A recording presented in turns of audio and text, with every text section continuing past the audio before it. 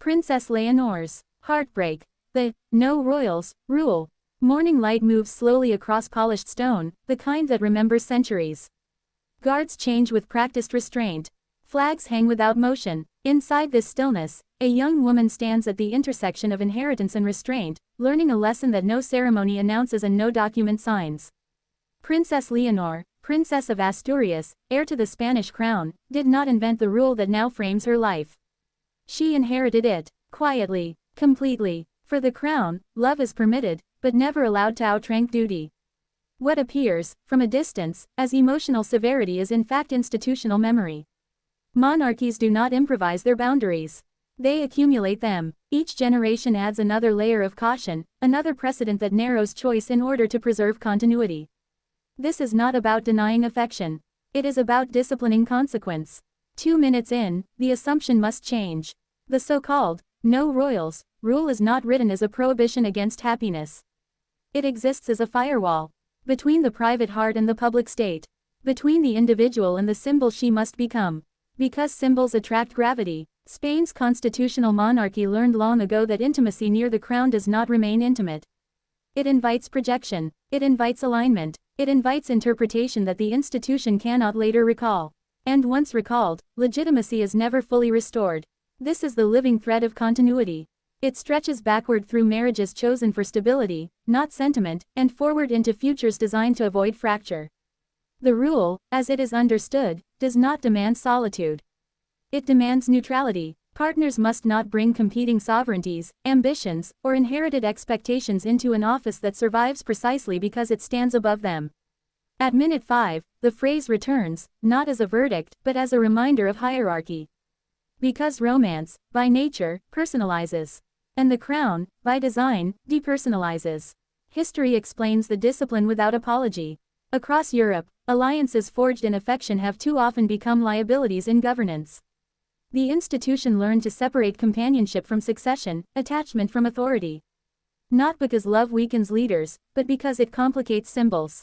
National identity is woven into these rituals, even when the ritual is restraint. From the United States, observers read this not as coldness, but as stability. A system proving it will not be swayed by private influence. In the United Kingdom, the parallels are immediate and instructive, how heirs are guided away from entanglements that outpace the institution's ability to absorb them. In Canada and Australia, the interest is practical, whether a modern monarchy can maintain relevance without surrendering discipline. In Germany, the analysis is clinical, continuity maintained through constraint. No one mistakes this for cruelty. They recognize it as design. By minute 8, the deeper tension surfaces. What remains deliberately unspoken is the cost of this discipline. Not measured in headlines, but in silences.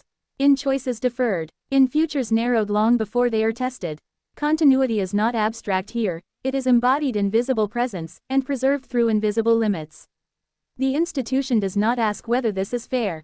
It asks whether it endures. As the midpoint approaches, the strain becomes structural. The air grows older. Expectations thicken. The distance between private inclination and public obligation widens. The rule that once felt theoretical becomes operational.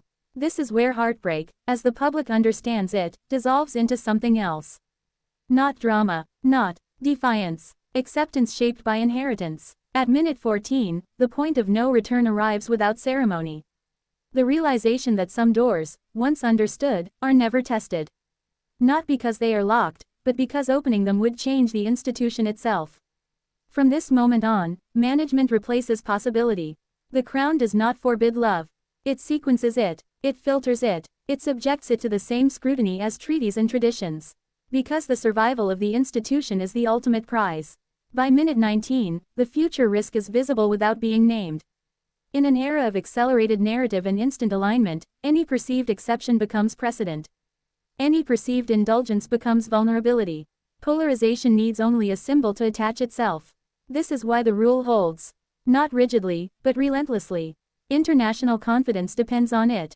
Allies measure steadiness not by warmth, but by restraint. They watch to see whether the institution resists the temptation to humanize itself at the expense of continuity. And Spain, aware of its history and its future, chooses endurance. The final moments return to the phrase that frames everything. Not as denial, as order. Because what is being protected here is not the absence of love, but the presence of continuity. And standing at this edge, where private life yields to public inheritance, the story does not resolve. It waits. What comes next has not yet been decided.